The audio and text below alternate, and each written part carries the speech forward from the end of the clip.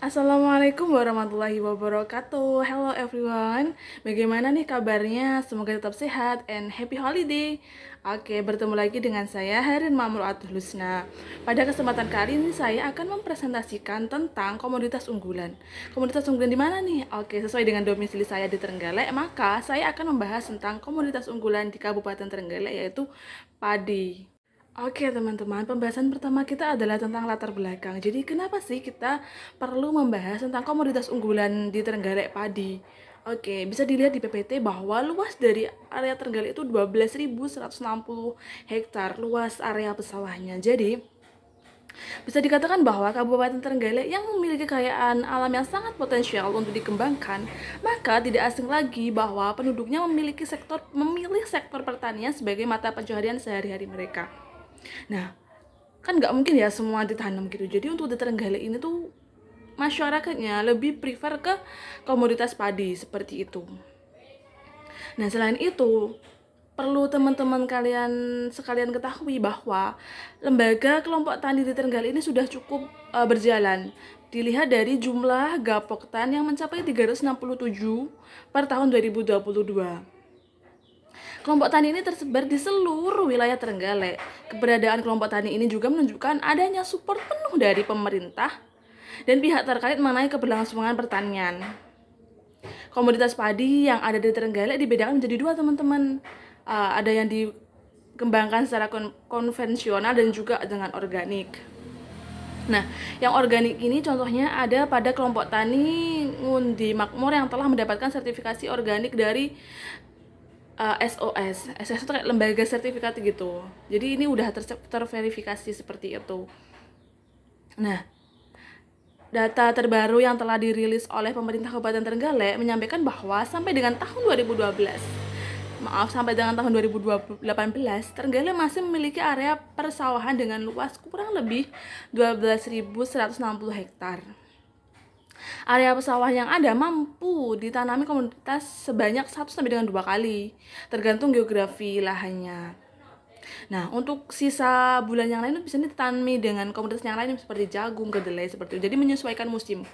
Tapi lebih dari 2 kali, maksudnya 2 kalinya itu nanamnya padi seperti itu. Nah, namun ada namunnya nih. Luas area pertanian di Trenggalek juga tercatat mengalami penurunan. Nah, berkurangnya area ini dikarenakan alih fungsi seperti itu, mulai dari perumahan dan juga alih fungsi lahan lainnya. Daerah yang mengalami penurunan fungsi adalah salah satunya adalah Ngelonga, Desa Sumberingin, Kecamatan Karangan. Daerah ini mengalami penurunan luas tanam dikarenakan terjadi perubahan tata guna lahan di aliran irigasi. Luas aliran tanam di daerah ini mencapai 477 hektar. Dengan irigasi yang digunakan adalah aliran sungai. Nah, berkurangnya luas tanam juga dipengaruhi oleh pola tanam yang diterapkan oleh petani kurang sesuai dengan kondisi lahan, sehingga penggunaannya tidak optimal.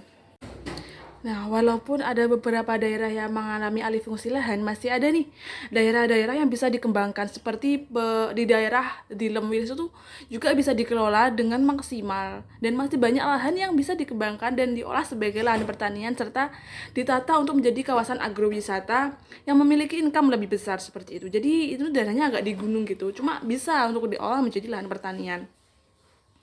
Nah, potensi penanaman padi yang dilakukan di daerah lereng itu, di daerah di Lemwiles ini petani menggunakan teknik penanaman terasering seperti itu. Jadi di terasering gitu untuk meminimalisir terjadinya longsor. Nah, di terasering itu kan bagus ya. Jadi petani itu juga mengambil untung dengan membuka agrowisata seperti itu. Nah, agroindustri ini tuh sangat mendukung untuk berkembang karena petani di Lemwiles ini juga menanam dengan organik. Jadi kan organik tuh menarik tuh. Selain konvensional, mereka juga melakukan penanaman padi dengan teknik yang organik seperti itu. Si komoditas Trenggalek sangat berprospek untuk dikembangkan, mengingat walaupun masih banyak kendala pada padi, maksudnya kendala dalam proses produksinya, Trenggalek ini masih mampu menghasilkan 108.000 ton seperti itu. Padi 108.000 ton per tahunnya. Perlu adanya alat pendukung seperti Alsintan, alat pendukung yang teknologi terbarukan seperti itu. Nah, terbukti itu di seluruh Indonesia hampir semua petani itu menggunakan teknologi, pembaharuan teknologi. Nah, dengan penggunaan alsintan akan mempermudah petani dari proses pengolahan hingga pasca panen sehingga dapat menekan modal yang harus dikeluarkan oleh petani dalam setiap musimnya. Petani di Trenggalek juga sangat menyambut baik dengan adanya penyuluh pertanian yang memperkenalkan penggunaan alsintan berupa hand traktor. Nah, yang itu yang buat membajak sawah itu. Nah, agar mereka tuh juga merasa lebih efektif dan efisien seperti itu. Daripada harus mencangkul ataupun harus menggunakan hewan ternak. Pengolahannya juga lebih bisa dipres, bisa diminimalisir. Dari keseluruhan aspek mulai dari lahan yang sangat subur, sumber daya yang mendukung, air irigasi ataupun bendungan yang memadai, modal yang cukup, serta aspek pendukung lainnya, maka usaha tani komoditas padi di Trenggalek ini memiliki profit yang menjanjikan untuk diusahakan. Hanya saja perlu beberapa perbaikan dari sistem irigasi agar lebih efisien seperti itu. Pemeliharaan serta pembibitan yang harus lebih ditingkatkan lagi untuk menghasilkan padi yang lebih produktif. Serta petani harus bisa menganalisis finansial dari usaha mereka agar tidak terjadi kebangkrutan seperti itu. Oke, berdasarkan latar belakang yang telah dipaparkan tadi, maka saya mau mengerucutkan menjadi 5 rumusan permasalahan. Yang pertama, bagaimanakah kelayakan finansial usaha tani komoditas padi dilihat dari aspek finansialnya. Jadi nanti kita bersama-sama menghitung mulai dari biaya produksi, biaya penerimaannya berapa, keuntungannya berapa, RPC-nya berapa, BEP-nya berapa, break even point-nya berapa, mulai dari BEP harga dan juga BEP unit dan juga payback period. Jadi kembalinya tuh berapa sih, setelah berapa tahun kembalinya, seperti itu. Terus yang kedua, bagaimana cara petani dalam membiayai kegiatan usahanya dan juga kendala apa nih yang dihadapi petani serta bagaimana solusi yang diberikan. Terus yang ketiga ada identifikasi resiko yang kemungkinan dihadapi petani dalam kegiatan usahanya. Jadi setiap bisnis atau setiap usaha tani itu pasti ada resiko kan yang akan dihadapi. Nanti kita akan bahas bersama-sama. Terus yang keempat ada identifikasi kegiatan kerjasama yang dilakukan oleh petani. Jadi kita kan gak mungkin ya seorang petani itu tuh bekerja sendiri mulai dari awal sampai akhir, kan pasti ada pihak-pihak lain tuh yang saling bekerja sama. Terus yang kelima ada bagaimana selama ini petani melakukan perencanaan dalam usaha taninya. Mulai dari pemilihan lokasi, pemilihan komoditas, input-input yang digunakan seperti itu. Tujuan dari penelitian ini adalah menghitung kelayakan finansial usaha tani. Yang kedua, mengidentifikasi sumber pembiayaan atau modal. Yang ketiga, mengidentifikasi resiko atau ancaman yang dihadapi oleh petani. Yang keempat, mengidentifikasi mitra atau bekerja sama dengan siapa saja sih petani ini. Yang kelima, ada mengidentifikasi perencanaan petani dalam melakukan usaha taninya. Jadi sektor pertanian, perhotelan, perdagangan, serta restoran pada saat ini masih menduduki posisi pertama dalam penyerapan tenaga kerja. Jadi sektor-sektor ini tuh masih memerlukan tenaga kerja yang sangat banyak seperti itu. Namun pada kenyataannya jumlah tenaga kerja pada sektor pertanian nih masih kurang minat. Jadi minatnya itu menurun. Nah, di Trenggalek pun usaha tani juga berpotensi kekurangan tenaga kerja yang berusia kurang dari 35 tahun, sedangkan petani yang berusia tua diprediksi akan terus meningkat. Jadi minat pemuda untuk terjun ke pertanian di Trenggalek itu sangat sedikit. Penting dalam penyokong struktur nasional di era globalisasi yang tengah terjadi. Mengingat pada krisis ekonomi, sektor pertanian lebih bisa survive menghadapi tantangan politik ekonomi yang ada.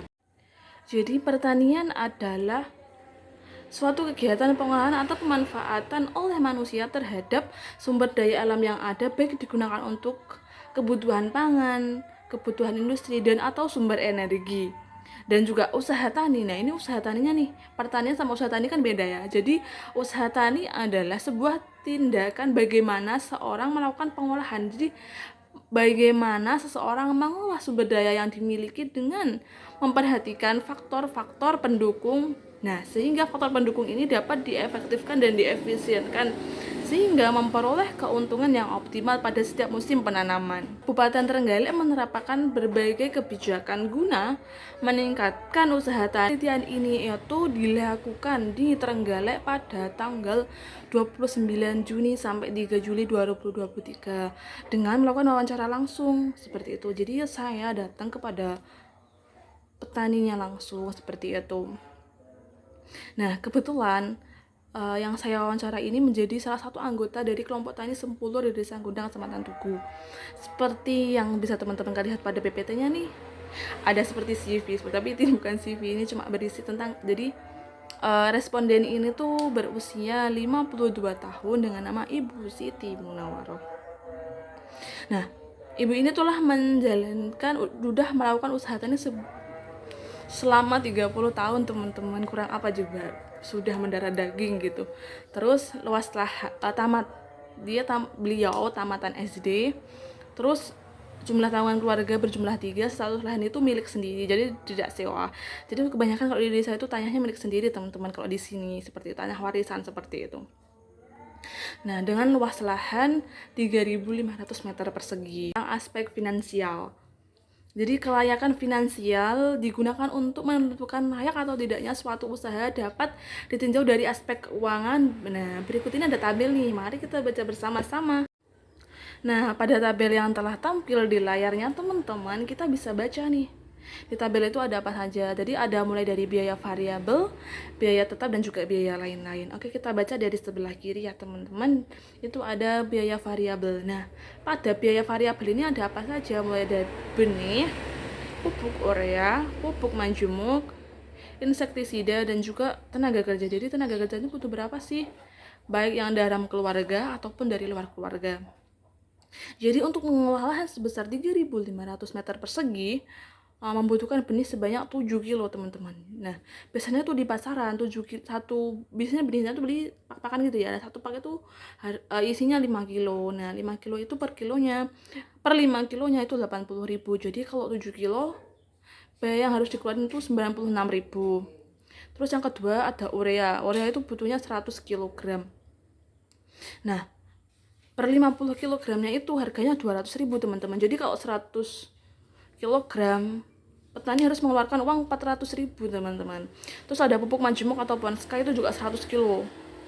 Nah, harga per 50 kilo 240.000 per 50 kilo, jadi 480.000.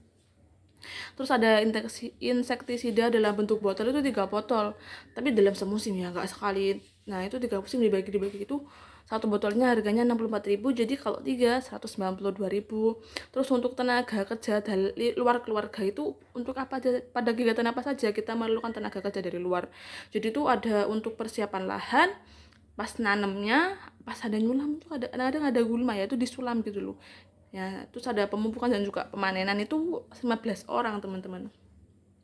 Nah, kalau di sini itu setengah hari lah, sampai duhur itu satu per orangnya itu dibayar atau upahnya tuh 45.000. Jadi dalam satu kali panen tuh membutuhkan 675.000. Nah, untuk tenaga kerja yang dari dalam keluarganya itu butuh 3 orang. Nah, upahnya sama 45.000, jadi 135.000. Nah, untuk biaya tetap itu ada untuk penyusutan alat dan juga BBM. Alat ini tuh petani kayak misalnya punya cangkul, seperti itu, cangkul, sabit, seperti itu penyusutannya per tahunnya 12.000. Nah, untuk bahan bakar minyaknya itu 3 liter 11.000, jadi 33.000. Nah, untuk biaya totalnya 2.023.000. Nah, maksudnya biaya total untuk biaya tetap dan juga biaya variabel. Nah, selanjutnya itu ada hasil produksinya tuh berapa kilo. Jadi hasil produksinya itu 1.320 kilo. Nah, harga per kilonya itu 5.600. Jadi kalau dikali itu hasilnya 7.392.000.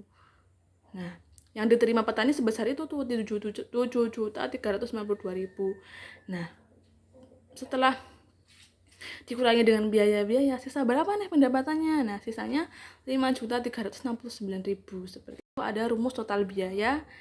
Nah, rumus total biaya itu barang tetap ditambah barang habis pakai. Jadi barang tetapnya itu kan 45.000. Nah, barang habis pakainya itu 1.978.000. dan juga di total itu menjadi 2.023.000. Nah, kalau teman-teman bingung kok bisa jadi 1 juta sama 45 juta ini, 45 ini yang biaya tetap tadi, yang BBM sama penyusutan. Nah, habis pakai itu mulai yang beli dan lain-lain itu. Nah, hasilnya itu total biaya yang diperlukan petani itu 2.023.000 seperti itu. Nah, sekarang penerimaan sama dengan pendapatan ya. Pendapatan kotor itu rumusnya jumlah produksi dikali dengan harga. Nah, jumlah produksinya tadi kan 1.320 kg dikali harga per kilonya 5.600. Jadi hasilnya 7.352.000. Nah, dapat diinterpretasikan bahwa pendapatan kotor belum dikurangi biaya-biaya lain. Besaran uang yang diterima oleh petani dalam satu kali budidaya adalah sebesar Rp7.392.000. Nah, sekarang kita menghitung keuntungannya. Jadi keuntungannya berapa sih kayak gitu. Jadi keuntungan itu rumusnya pendapatan kotor dikurangi total biaya. Nah, pendapatan kotornya tadi kan 7.392.000 dikurangi pendapat total biayanya 2.023.000, itu hasilnya 5.369.000.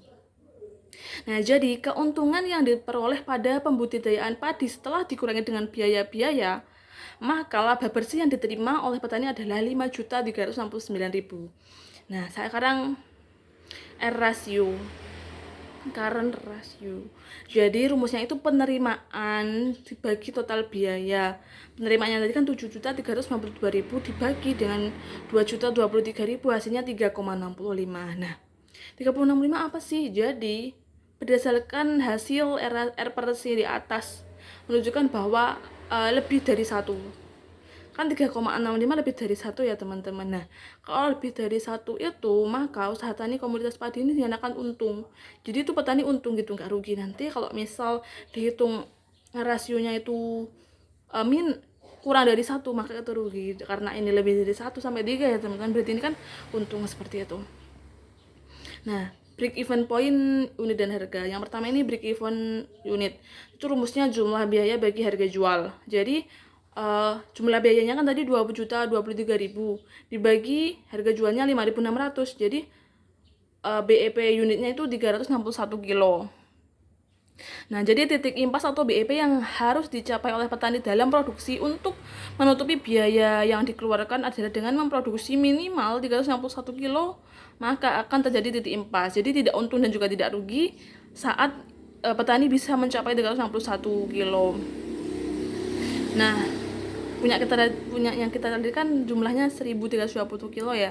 Jadi kan sudah untung banget seperti itu. Selanjutnya ada BEP harga. BEP harga itu rumusnya jumlah biaya dibagi jumlah produksi.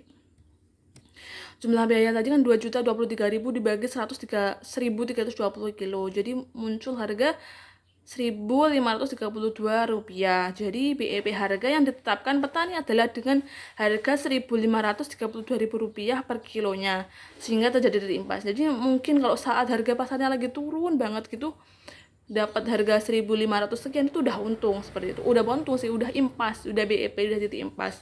Nah, melihat harga jual yang sekarang itu 5.600 per kilo ya teman-teman. Jadi usaha tani ini dinyatakan mendapatkan untung besar.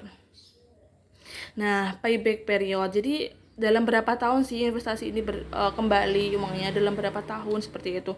Nah, BEP itu rumusnya kan 2 tahun dibagi investasi dibagi kas bersih dikali 12 bulan. Nah, untuk mencari kas bersih itu kita cash flow, cari cash flow-nya. Cash flow-nya berapa sih? Nah, cash flow itu rumusnya keuntungan dikurangi biaya investasi tambah penyusutan. Nah, keuntungannya tadi kan 5.359.000 dikurangi 2.023.000 ditambah 12.000. Nah, hasilnya itu 3.334.000 per bulannya. Kas bersihnya segitu. Terus jadi payback periodnya 2 tahun ditambah 5.369.000 dibagi 3.034.000 dikali 12 bulan. Kan 1 tahun 12 bulan ya teman-teman, seperti itu. Nah, hasilnya itu 2 tahun ditambah 7,45 bulan. 7 bulan lebih dikit gitu. Jadi, berdasarkan perhitungan di atas, diperoleh nilai pengembalian modal pada usaha tani komoditas padi milik Ibu Siti ini sebesar 2 tahun 7 bulan tuh udah balik modal seperti itu. Nah, berdasarkan studi kelayakan bisnis yang saya baca pada jurnal, payback period itu dikatakan cukup baik jika tidak lebih dari 5 tahun seperti itu. Jadi usaha ini layak untuk diusahakan. Nah, berdasarkan rata-rata rasio R per C menunjukkan hasil 3,5. Hal ini menyatakan bahwa nilai ini lebih besar daripada 1 yang berarti layak untuk diusahakan. Berdasarkan break even point menunjukkan hasil 1532, maka petani mengalami titik impas. Nah, BEP unitnya sebesar 361 kilo. Nilai BEP dalam unit apabila dibandingkan dengan produktivitas diketahui bahwa produktivitas sudah melebihi BEP. Jadi udah produktif banget seperti itu. Maka usaha tani ini dilihat dari aspek kelayakan bisnisnya, itu aspek finansialnya itu layak untuk diusahakan. Nah, berdasarkan wawancara yang telah dilakukan itu ada 3 sumber modal. Yang utama itu modal sendiri, yang kedua ada modal dari pinjaman mitra, yang ketiga ada dari seperti kredit itu Baitul Mal, BMT, Baitul Mal Watanwil, Baitul Mal Watamsil, seperti itu. Nah, kenapa ini kok dipilih 3 ini? Nah, berdasarkan hasil wawancara usaha tani yang telah dilakukan, sebagian besar petani di Kecamatan Tugu ini permodalannya adalah modal sendiri. Modal sendiri ini dipilih karena luas area tanam yang tidak terlalu luas, sehingga pemilik merasa mampu untuk memenuhi biaya produksi dengan uang yang telah disimpan dari hasil penanaman sebelumnya. Nah, modal sendiri ini dimaksudkan adalah sejumlah nominal tertentu yang seseorang petani miliki untuk memperoleh hasil yang untuk diolah kembali sehingga memperoleh hasil yang maksimal pada sektor pertaniannya. Nah, namun juga pernah nih pada saat awal COVID itu petani meminjam modal dari peminjaman mitra. Nah, pinjaman mitra ini memberikan petani kemudahan dalam proses pembayarannya. Jadi tidak seperti di KSP, Koperasi Simpan Pinjam lah, ini itu lebih fleksibel, pembayarannya bisa dilakukan setelah panen. Nah, terus suku bunganya juga tidak besar. Jadi itu dipilih oleh masyarakat di sini. Jadi pinjam ke mitra seperti itu. Nah, ada juga nih yang menggunakan seperti pinjaman syariah lewat BMT. Nah, BMT ini tuh seperti koperasi yang menggunakan prinsip Baitul Mal wa Tamwil dengan suku bunga yang cukup rendah juga. Cuma dana yang dari sini tuh nggak besar seperti itu. Nah, keuntungan penggunaan modal sendiri di antaranya dengan modal sendiri petani tidak perlu mengeluarkan biaya administrasi ataupun tidak harus membayarkan bunga. Dengan menggunakan modal sendiri, petani merasa lebih untung. Karena kan ya udah ya, dapatnya berapa untuk diri sendiri, nggak perlu mikir bunga dan lain-lain. Nah, keuntungan menggunakan modal dari BMT sekarang. Apa sih keuntungan dari BMT? Adalah dengan suku bunga yang lebih rendah dan produktivitas tinggi, maka petani tidak kesulitan dalam melakukan pembayaran hutang pinjamannya. Nah, melihat dari 3 sumber modal yang pernah dicoba, usaha tani komunitas padi ini lebih prefer untuk menggunakan modal sendiri, teman-teman, tetap ya, modal sendiri seperti itu. Nah, kelemahan dari modal pinjaman mitra tadi kan kemudahannya bisa dibayar kapanpun ya. Nah, kelemahannya itu jika petani mengalami gagal panen yang disebabkan oleh hama atau pencurian, nah petani akan kesulitan nih bayarnya dari mana, soalnya kan nggak ada simpanan ya. Terus hasil panennya udah nggak ada seperti itu. Nah, kalau untuk kelemahan dari BMT adalah kurangnya kepercayaan dari masyarakat. Nah, masih terbatasnya dana yang dialokasikan untuk sektor pertanian. Nah, mengingat resiko yang cukup besar jika melakukan pembiayaan pada sektor ini. Oleh karena itu, terus selain itu tuh persyaratannya agak rumit ya. Kalau mau ke BMT itu persyaratannya mulai dari administrasinya itu agak rumit. Jadi masyarakat itu kurang aware gitu, kan kayak nggak peduli gitu kalau mau pinjam ke sana. Nah, untuk mengatasi kendala yang dialami, maka kendala permodalan ya. Nah, itu tuh ada rumus 4S. 4S itu apa? Siapkan, simpan, sinergi, dan salurkan. Ada 4 nih, 4S. Biasanya kan 5S ya, itu bukan. Ini 4S. Nah, siapkan ini apa sih? Siapkan ini memiliki arti bahwa input yang digunakan dalam pembudidayaan baik berupa bibit, pupuk, dan lain-lain disiapkan atau direncanakan terlebih dahulu sebelum masa tanam. Jadi untuk mengurangi resiko naiknya harga, misalnya kan kalau mau tanam itu kan semuanya naik ya, soalnya semuanya butuh, itu disiapkan lebih awal. Nah, selanjutnya itu simpan. Jadi simpan yang diterapkan oleh masyarakat adalah dengan menyimpan sisa keuntungan untuk proses budidaya selanjutnya. Jadi hasilnya, keuntungannya itu tidak digunakan untuk kebutuhan sehari-hari cuma disisihkan gitu. Nah, selain itu petani juga menyimpan sarana dan produksi seperti tangki semprot dan cangkul itu supaya meminimalisir biaya pemeliharaan. Jadi disimpan secara baik gitu supaya fungsinya tetap berguna sesuai dengan kebutuhan. Nah, sinergi diperlukan antara pemerintah dengan para petani baik melalui Gapoktan ataupun penyuluh pertanian mengenai hal yang bisa menjaga harga pasar nih. Itu kan perlu sinergi, kan kita nggak bisa ya menentuin harga sendiri seperti itu. Nah, sinergi juga diperlukan untuk sosialisasi kur tuh. Nah, sosialisasi pupuk bersubsidi. Nah, sehingga dengan sinergi yang dilakukan dapat tersalurkan bantuan dari pemerintah serta pemerintah juga tahu kendala apa yang dialami oleh masyarakat. Oke, nah selanjutnya adalah dengan cara demikian salurkan kan. Yang terakhir salurkan ini memiliki makna bahwa ketersediaan hasil produksi yang diperoleh dari hasil budidaya sebaiknya segera didistribusikan kepada konsumen baik secara langsung ataupun melalui distributor untuk menanggulangi resiko kerusakan jika disimpan secara individu atau di lumbung padi seperti itu. Nah, dengan cara demikian diharapkan petani yang berada di Trenggalek ini juga bisa mengimplementasikan metode 4S. Nah, ada tambahan lagi nih, bisa dilakukan dengan cara kredit ataupun pinjaman tanpa jaminan. Ada 3 risiko besar yang dibahas pada kesempatan kali ini. Yang pertama itu risiko serangan hama penyakit, yang kedua bencana alam, yang ketiga fluktuasi harga. Jadi serangan hama penyakit merupakan sebuah fenomena yang tidak dapat dihindari jika telah menyerang tanaman, baik yang masih bibit ataupun yang sudah siap panen. Seperti itu. Hama yang biasanya menyerang itu seperti hama wereng, hama tikus, terus kayak penyakit belas itu loh, bercak-bercak itu. Ada bencana alam yang biasa terjadi adalah banjir dan juga tanah longsor.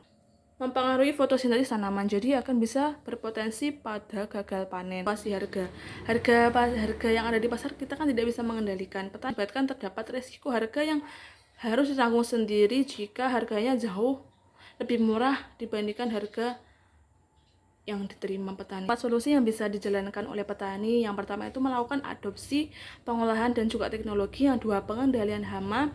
Yang ketiga, pembangunan irigasi ataupun waduk. Yang keempat, program asuransi dan juga kemitraan. Adopsi, pengolahan dan juga teknologi. Adopsi yang dilakukan bisa menerapkan teknologi, mengadopsi teknologi sebagai strategi adaptif yang terhadap iklim yang tidak bisa diprediksi dengan melakukan penyesuaian waktu tanam dengan menggunakan kalender tanam. Penggunaan varietas unggul. Jadi varietas yang unggul itu akan resisten terhadap serangan hama. Nah, selain itu kegiatan pengendalian lingkungan ini juga bisa dilakukan dengan bekerjasama antara pemerintah dan juga kelompok tani melalui Kementerian Pekerjaan Umum. Nah, ada program nih namanya RAN-MAPI, Rencana Aksi Nasional Mitigasi dan Adaptasi Perubahan Iklim, yang mana berisikan penataan ruang lingkup pertanian guna melakukan kegiatan yang dapat mengurangi resiko bencana. Menggunakan air secara berlebihan. Kebiasaan petani yang menggenangi lahannya itu sebenarnya tidak baik. Jadi ada tiga jenis pengairan. Nah, jika pengairannya cukup, itu juga sudah membuat produktif. Nah, atau enggak melakukan percepatan tanam dengan menerapkan pengolahan tanpa olah tanah. Jadi kayak langsung ditanemin gitu. Tapi ini minusnya nanti akan muncul gulma. Nah, lebih baik menggunakan sistem rice intensification atau SRI. Nah, sistem ini akan menginovasikan budidaya padi dengan lebih hemat dalam penggunaan air. Sistem ini juga telah diterapkan di beberapa wilayah Indonesia seperti di daerah Bengkulu seperti itu. Mengingat geografinya Bengkulu itu hampir sama seperti itu. Untuk pengendalian hama yang bisa dilakukan itu umumnya masyarakat menggunakan pestisida nabati ataupun menggunakan agen hayati lain seperti elang seperti itu. Namun pestisida nabati yang digunakan memiliki resisten yang rendah jika dibandingkan dengan kimia sintetis yang memiliki harga yang mahal seperti itu dan berpotensi mempengaruhi ekosistem. Nah, sehingga muncullah pengaplikasian pestisida nabati serta agen hayati yang dilakukan sedini mungkin sebelum adanya serangan sebagai upaya pencegahan. Jadi kita cegah dulu tuh menggunakan pestisida nabati. Nah, selain menggunakan bahan semprot, pengendalian hama juga bisa dilakukan dengan gropioan sesama pemilik lahan untuk mengusir tikus. Terus yang kedua membangun waduk atau sistem irigasi. Untuk minimalisasi terjadinya banjir, yang dari hulu mesti turun ke bawah hingga ke hilir yang menyebabkan banjir, bisa dibangun tuh waduk seperti itu. Nah, macam-macam irigasi. Jadi kan irigasi itu ada banyak ya. Jadi 3 rekomendasi irigasi itu mulai dari irigasi sprinkle yang merupakan sebuah metode pemberian air kepada semua area pesawahan dengan menggunakan pipa air yang digunakan untuk melembabkan tanaman dan juga memupuk. Nah, ada juga trickle irigasi, merupakan sebuah teknik pengairan yang dilakukan secara langsung dari permukaan maupun dalam dengan tetesan yang terus menerus. Jadi itu terus menerus mengalir tapi dengan volume yang diatur seperti itu. Terus yang ketiga ada intensive irrigation, merupakan sebuah upaya pengaturan kondisi lahan dengan keadaan kering tergenang secara bergantian. Jadi 1 minggu kering nih, 1 minggu lain menggenang seperti itu, tapi nggak terus-terusan tergenang seperti itu. Terus ada programnya dari pemerintah, program asuransi dan juga kemitraan. Nah, program asuransi pertanian yang diterapkan oleh pemerintah bisa menjadi opsi bagi petani untuk memberikan rasa aman saat melakukan usaha tani. Kita bisa menjadi jaminan jika terjadi gagal panen. Gabung dengan mitra seperti koperasi sehingga harga yang diberikan bisa sama dengan pasar. Menurut Ambarwati 2021, kelebihan dari asuransi pertanian yang pertama itu memberikan jaminan terhadap kerusakan tanaman. Jadi kerusakan tanaman yang dapat diklaim asuransinya adalah kerusakan yang diakibatkan oleh bencana alam seperti banjir, kekeringan, serta terserang OPT, sehingga dapat klaim asuransi walaupun gagal panen tetap masih punya modal dari klaim asuransi. Yang kedua, terwujudnya kedaulatan dan kemandirian pangan untuk mewujudkan kesejahteraan dan kesetaraan masyarakat sehingga memiliki ekonomi yang lebih baik. Jadi walaupun petani, ekonomi tetap terjamin seperti itu. Nah, yang ketiga adalah memberikan proteksi kepada pelaku usaha tani agar tidak mengalami efek fluktuasi harga baik krisis ekonomi ataupun politik. Nah, selanjutnya itu ada kekurangan dari asuransi sehingga masyarakat itu enggan untuk daftarkan usaha tani ke asuransi. Yang pertama, kurangnya sosialisasi kepada masyarakat. Keberadaan asuransi pertanian oleh pemerintah ini kurang diketahui esensinya oleh masyarakat sehingga sebagian besar dari petani tidak mengasuransikan usaha taninya. Yang kedua, lahan pertanian perseorangan yang tidak luas. Jadi kebanyakan ini kan milik perseorangan ya, jadi itu lahannya nggak terlalu luas. Padahal syarat untuk bisa mengajukan asuransi itu minimal 2 hektar, baik bagi pengolah ataupun yang pemilik. Nah, yang ketiga, persyaratan administrasi yang rumit. Persyaratan yang harus dilengkapi oleh petani, salah satunya kan kalau NIK masih mudah lah ya, kalau harus sertifikat, harus wajib pajak itu kan agak rumit, jadi petani itu enggan untuk daftar asuransi. Yang keempat, ada premi yang dibayarkan cukup mahal. Ini tuh masalahnya, preminya mahal. Walaupun udah disubsidi menjadi 20.000, kan awalnya 36.000. Disubsidi menjadi 20.000 itu tetap berat bagi masyarakat seperti itu. Akhirnya mereka enggan untuk daftar asuransi. Nah, selanjutnya adalah bermitra dengan siapa saja. Jadi pelaku usaha tani. Jadi usaha tani itu bermitra dengan 3. Yang pertama itu bermitra dengan penggiling, yang kedua bermitra dengan koperasi, yang ketiga bermitra dengan BMT, Baitul Mal wa Tamwil. Jadi bermitra dengan penggiling padi. Petani cenderung bermitra dengan penggiling padi karena dengan bermitra dengan penggiling padi ini keuntungannya sangat besar. Kenapa? Karena bermitra dengan penggiling padi ini juga bisa sebagai tempat petani untuk menjual padi yang sudah digiling menjadi beras dengan harga yang umum di pasaran sehingga petani tidak merasa rugi bermitra dengan penggiling. Begitupun penggilingnya. Penggiling padi ini tidak kebingungan untuk mencari pemasok beras, tidak perlu masuk ke pelosok-pelosok untuk cari pemasok karena pemasok yang akan datang. Nah, seperti itu. Jadi sama-sama untung gitu, mengurangi biaya operasional bagi si mitra ini loh, keduanya. Si masyarakatnya bisa dapat harga yang bagus, terus si penggilingnya itu nggak usah keluar transport gitu untuk menjemput barangnya seperti itu. Nah, usaha komoditas padi yang dijalankan bekerjasama dengan Gapoktan, sehingga dalam memperoleh bibit, pupuk, dan pestisida, petani hanya perlu datang ke koperasi. Jadi makanya tadi kan bermitra dengan koperasi. Nah, koperasi ini tuh yang bentuk Gapoktan. Jadi tinggal beli di situ. Jadi sama-sama untung antara Gapoktannya dan juga anggotanya. Nah, karena tuh kalau beli di luar itu bibit kan mahal ya, di toko-toko komersil itu bibit mahal, jadi lebih ke koperasinya aja. Terus kemitraan yang terakhir itu kemitraan dengan peminjam modal. Nah, pinjam modal ini dilakukan melalui BMT. Kenapa BMT enggak KSP? Nah, BMT ini tuh lebih murah suku bunganya daripada KSP. KSP yang umum ya, bukan KSP-nya kelompok tani seperti itu. Nah, pinjam modal yang dilakukan di Baitul Mal wa Tamwil ini, petani memiliki suku bunga, maksudnya petani membayarkan suku bunga yang rendah jika dibandingkan dengan KSP. Nah, peminjaman modal ini tidak setiap musim. Jadi ya kalau emang mepet banget baru pinjam ke BMT, kalau enggak pakai modal sendiri seperti itu. Selanjutnya ada perencanaan usaha tani. Yang pertama itu pemilihan lokasi. Jadi status kepemilikan lahan itu kan milik sendiri, mempermudah dalam penentuan lokasi usaha penanaman padi. Lokasi penanaman dari setiap musim dilakukan di tempat yang sama, yaitu di area pesawahan longsor Tugu Trenggalek, mengingat lahan yang dimiliki hanya di daerah tersebut. Nah, lokasi ini berdekatan dengan akses jalan raya sehingga sangat strategis dalam proses pengangkutan dan juga pengolahan pasca panennya. Nah, area pesawahan juga tidak berada di tengah tuh, tapi di pinggir.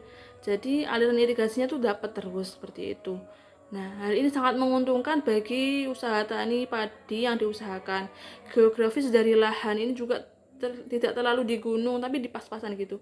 Nggak terkena banjir, nggak kekeringan, sehingga resikonya tuh bisa diminimalisir. Nah, yang kedua pemilihan komoditas yang ditanam. Jadi mau nanam apa sih pada musim tanam tersebut? Nah, itu disesuaikan dengan kalender tanam dan juga petani lain nanam apa ya. Takutnya kalau beda nanti hamanya ke tanaman kita. Jadi disamain sama kalender tanam sama petani sekitar. Komoditas yang ditanami oleh petani pada bulan November, Desember, Januari, Februari itu padi. Dilanjutkan terus Mei, Juni, Juli itu padi selama 2 musim tuh. Nah, sisanya ini biasanya ditanami dengan jagung ataupun kedelai disesuaikan dengan keadaan iklim yang ada. Terus pemilihan input yang digunakan. Input kan mulai dari input yang digunakan petani dalam pengolahan usahanya adalah meliputi jumlah tenaga kerja yang digunakan, modal lahan yang diolah, pupuk yang akan digunakan untuk menunjang pertumbuhan padi, pestisida untuk mengendalikan hama, serta bagaimana irigasi dilakukan untuk percepatan pertumbuhan seperti itu. Petani mempertimbangkan asal benih yang akan ditanam guna mengoptimalkan hasil panen. Maka petani hanya menggunakan benih yang dibeli dari koperasi gabungan. Modal yang digunakan petani lebih memilih untuk menggunakan modal sendiri, serta untuk tetap menjaga kelestarian lingkungan, petani menggunakan pupuk nabati dan juga sesekali menggunakan pestisida komersil. Nah, dan untuk irigasinya, petani menggunakan aliran parit dan juga dengan 3 macam irigasi yang disebutkan di atas tadi itu diterapkan tambah dengan jika sudah kemarau panjang menggunakan sumur bor. Oke, jadi setelah diskusi yang telah kita lakukan, kesimpulan yang dapat diambil adalah biaya yang dikeluarkan untuk usaha tani komoditas padi berjumlah 2.023.000 dengan penerimaan total sebesar 7.392.000 sehingga diperoleh pendapatan usaha padi sebesar 5.369.000.